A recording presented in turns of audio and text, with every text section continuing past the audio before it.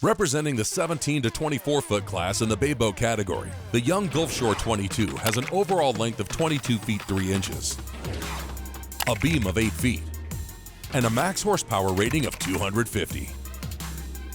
Designed to float shallow and run over open water, she has a draft of 11 inches, a dead rise of 12 degrees, a dry weight of 1,300 pounds, and a fuel capacity of 53 gallons.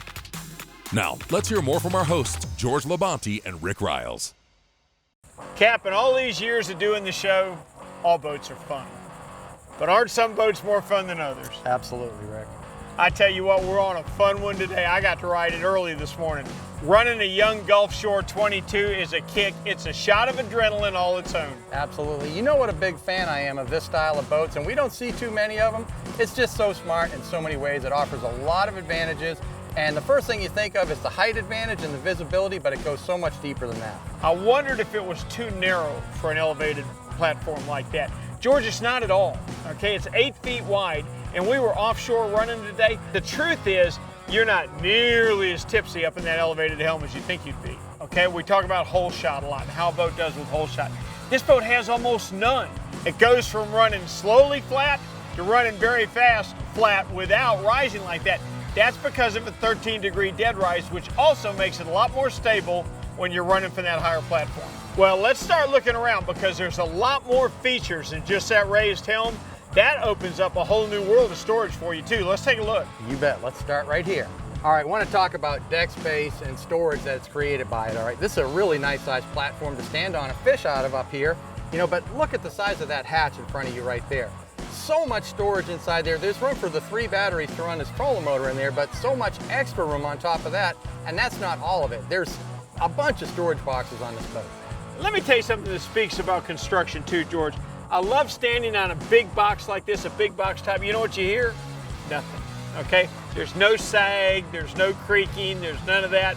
That's when you know a hatch is built the way it should be. I love everything about this area up here. All right, Cap, let's walk toward the back. I have something here I really want to show you. Let's go see the star of the show here. All right, man, you're taller than me finally. How's the view up there? Let me tell you how good it is. Hey, you know our buddy Ramsey that's way out there on that point fly fishing? Yeah. Don't say anything, but there ain't no fish out there. You know, some people call this a riser, some people call it a tower. It doesn't matter what you call it, there's a lot going on up here. Let's start with where you're standing. I mean, everything within arm's reach, you've got rod holders all around you. George, I've not only got rod holders all around me, all right? Here's my Simrad, I can read the bottom. I can deploy my motor, I can deploy my power poles, I can do my trim and tilt, I can raise the motor on a jack plate, I can run every system on this boat from right here in this little pod. We're using every square inch of this area. You think that this thing's gonna take up a lot of room and clog up the boat? It's not. They put a backrest into the tubing here, got a cooler seat with a cushion on it, cool, all right? You got a big box, the riser part of the thing, the framework underneath this fiberglass box, and then another storage box behind that. In the back, you've got a tackle center, store fishing tackle in it, every inch of the thing useful. Now, they've also incorporated a really effective use of space in the back on this rear casting platform. Actually, I was gonna say, let's move back. I'm gonna move back. I don't wanna move you off your high horse. You stay right where you're at. I'm staying up here, I love it. Let's talk about this rear casting deck, man. I mean, it starts right here. This seat right here across the back, if this was the only storage area on the whole boat, there'd be more than enough storage for a boat this size underneath there. This backrest removable, fold that thing up. Well, that one easily fits inside that space and doesn't take up any space in there doing it, all right? Underneath my feet right here, 2 really nice 30-gallon live wells, one right here on the port side, one in the center. There's another box right here that's got a lift-out tray that you can fill with stuff, pull it out of there if you need to, and underneath there, you've got access to your through-hull fittings and more storage. George, the Young Gulf Shore 22, she's 22 feet long, she's 8 feet wide. Every single inch has been used functionally. There's an awful lot to love if you're an all-around fisherman that is serious about his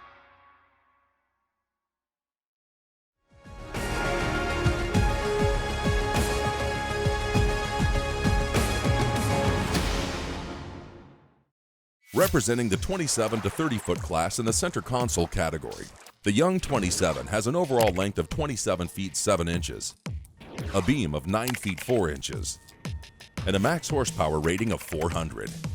Built for a smooth ride offshore while maintaining access to inshore waters, she has a draft of 17 inches, a dead rise of 20 degrees, a dry weight of 3,700 pounds, and a fuel capacity of 150 gallons. Now, let's hear more from our hosts, George Labonte and Rick Riles.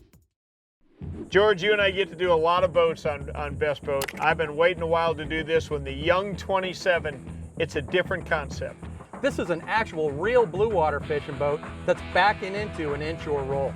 Exactly. You have no trouble on this boat going blue marlin fishing in the morning, and you have no trouble stopping in the afternoon to throw a pilchard under the mangroves for snook. Really a new concept, takes hybrid to a different level. A very recognizable feature is the shear line on this boat dips forward a little bit in the bow. The shear line was designed the way it is for a reason, George, for that trolling motor to operate at its maximum efficiency. Let me tell you something, that is a feature that once you've used it offshore, you will never want to fish without it again. That's a good point, Rick. You know, a lot of people don't even consider a trolling motor as an offshore tool. You whip your little remote out, George, you push a button, and you move 3 feet. It adds a huge new dimension to your bottom fishing. Another thing, I've been on a couple of these Young 27s, and they've both been completely different the way they're set up on the inside. I've seen the one, and we've both been on it, that's open all the way forward. There's advantages to that. There's also advantages to doing it this way. Better storage, great fish boxes, and forward seating yeah, for when you're not fishing. If you do a lot of stuff with the family, I mean, mom and the kids want a place to sit down, and it's not going to be on the gunnels, this is perfect for that. Rick, before we walk back here, we can't walk by this. I mean, on a 27-foot boat, this console is very roomy. This isn't a foxhole. I mean, there's a ton of space in there. You've got room enough for a head, which there is one on this boat. You know what? This is a really beefy console. I mean, everything about this boat is beefy feeling. And, you know, well, for one thing, look at this tower right here. I mean, you couldn't get a beefier looking tower. George, that's nobody's crow's nest. That's not an observation platform up there. That is a separate helm station. Everything you've got down here, you've also got up there. All your electronics, all your everything. What a great place to drive a boat from. And it gives you a huge advantage in any kind of fishing that you do that involves seeing something. Let me tell you something else I appreciate about this console. It's short, so I can see over it even when you're throttling up, but it slopes forward. What an advantage if you're getting spray or getting rained on. You know what, Rick, it's those little details that really stand out. I mean, also notice you got the slightly recessed electronics panel here. I mean, just setting it back a little bit, keeping it out of the weather, keeping you from leaning into it by accident. Just clever little touches. I mean, they're all over the boat here. Well, and the door I showed you right inside the console there just slides in here, locks it up. You can leave it in the parking lot at night without worrying about your electronics. Well thought out. George, we've talked all about how beefy the boat is. The helm station itself, plush fits it a lot better than beefy does. At this helm right here, you've got 12 places to put Plano trays and leader caddies, a knife holder, all that stuff on both sides of the boat. You got 4 big drawers right here on the back of this helm station too. Think about your teasers, your squid chains, all that. You gotta have a place for them too. This is ideal for that. They've got a removable cutting board right there that not only does it not scar, but you can flip it over if you want to, so it always looks good. Very clever. This boat's set up with carbon fiber outrigger poles. This is really a blue water fishing machine back here. Now, you know, we've got the seat cushions in and that seat back, which is removable. You take that stuff out and we're in the cockpit of a sport fish boat. Sure, with 3 giant live wells. You can keep enough live bait in here to chum all day long if you want to. 2 long 5-foot fish boxes here. Okay, and they're not real deep, they're not too big. Do you understand what I'm saying about ice management? Yeah, you put a 60-pound wahoo in this box, but you don't need 150 pounds of ice to keep that space cool. Exactly, it's just one of the 1,000 little things we've been talking about. Let me tell you, if you are an offshore fisherman who really kind of looks at those guys that are catching snook and trout and redfish on the way home and think, I'd love to be able to do that, you need to take a serious look at the Young 27.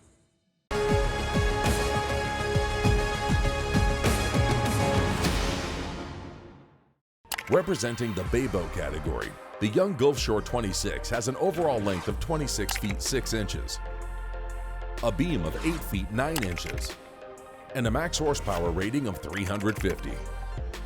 Engineered for both shallow water and blue water fishing, she has a draft of 16 inches, a dead rise of 14 degrees, a weight of 4,500 pounds, and a fuel capacity of 80 gallons. Now, let's hear more from our hosts. Guys, we've been on a lot of 26-foot boats over the years. We can honestly say we've never been on one like this. It's one of a kind, that's for sure, man. What a perfect layout for having a lot of room, fishing a lot of people. And how do you like sitting up in that raised helm seat? You know me, and you know how much I love visibility on a boat, Rick. And we saw the Young Gulf Shore 22 last year, and I love that design. This is just more of the same in a bigger package.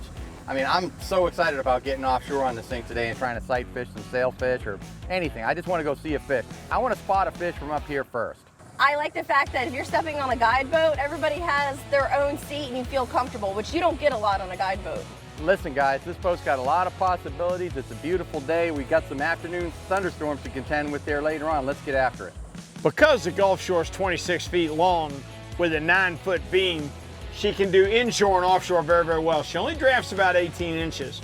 And I gotta tell you something, she certainly held her own on the offshore scene. The unique design of the Gulf Shore is actually broken up into 3 distinct separate sections. Let's start at the bow. This is a 26-foot boat. It's a large foredeck that's got enough room for 2 or 3 people to stand up on and fish. Having the ability to put 2 or 3 people on the front of the boat is really useful. You've got people up there sight fishing, casting to fish that they can see, and also taking directions from the guide who's in an elevated position behind him. Among the space underneath the decks, you're going to see 2 160-quart insulated fish boxes at the center line. There are 2 200-quart boxes for dry storage on the outboard flanks. Also storage for your batteries. The Gulf Shore 26 had a 36-volt trolling motor on it, which pulls the boat around fine when you want to sneak up on fish in kind of shallow water or chasing fish on the beach. Also, your anglers have access to 2 7-gallon pitch wells that are located all the way forward underneath the deck as well. Having that wide open bow with nothing to trip on made it so easy to catch these sailfish today. Everything was wide open. They really utilized every bit of the beam of this boat. Now moving back into the center section of the boat, you've got a sunken cockpit. Now this is basically used to carry passengers. You know, there's room to stand in there and walk around, but this is a recessed cockpit, and it's got 2x2 individual captain's chairs, LeBrock seats, and there's a row of 2 in the front and a row of 2 behind that. Every one of the seats had its own storage facility right under it. I knew what I'd do. I'd pick out my seat, my tackle go underneath it. Wouldn't anybody have to ask me twice for a D-hooker to get their baits off with. Now the rear half of the boat is something that I found particularly useful, and this really suits my style of fishing. This is an elevated helm section. The deck is elevated much like the bow, but you've got an elevated riser type of platform with an elevated helm and 2 seats there, one for the helmsman and one for a rider back there. There's also what looks like, but it's not really, a polling platform behind you that had a space to mount the radar antenna, which this boat had on it, and you could climb up there and stand and see even better, or just sit up there if you wanted to. But basically, you're going to be seated at the helm station on this. Now, running the boat from this elevated helm position, the visual height advantage is noticeably improved. You're going to be able to see things that there's no way you're going to see from down on the deck. It's going to be much easier for you to spot a fish and point it out to your anglers located on the bow. The space underneath the deck at the helm position is also very generous. You've got a 50-gallon live well in the center underneath your feet at the helm position. On either side of this 50-gallon well, there's a 30-gallon to port and starboard. 3 great big live wells right there. And behind the live wells in opposite corners are 200-quart dry storage boxes. When you add up all the storage compartments and live well insulated storage that you've got on this boat compared to boats much bigger than her, it's just incredible how much stuff you can put on this boat. So after fishing on this boat all day, I realized I could not think of a better design to keep 6 people that comfortable on a boat all day, especially catching the fish that we caught today. Young did it right on this Gulf Shore 26. Guys, what a day. You had me running all over this boat. I was on the bait going back and forth, and you guys really killed the fish today. It was so much fun. Trying to see if this boat was going to stand up in the blue water, man, the thing passed the test. The sailfish were everywhere. They cooperated. We were able to see the things, sight cast to them, and catch a couple. I mean, it doesn't get any better than that. Well, it couldn't. They obviously had never seen it before because they kept coming by to have a look. Yeah, listen, the boat ran great. I mean, everything we needed was on board. It was just, I mean, it's a win-win. You need a good boat for fishing back in the mangroves or throwing in a tail and billfish, the Gulf Shore 26 is one you need to look at.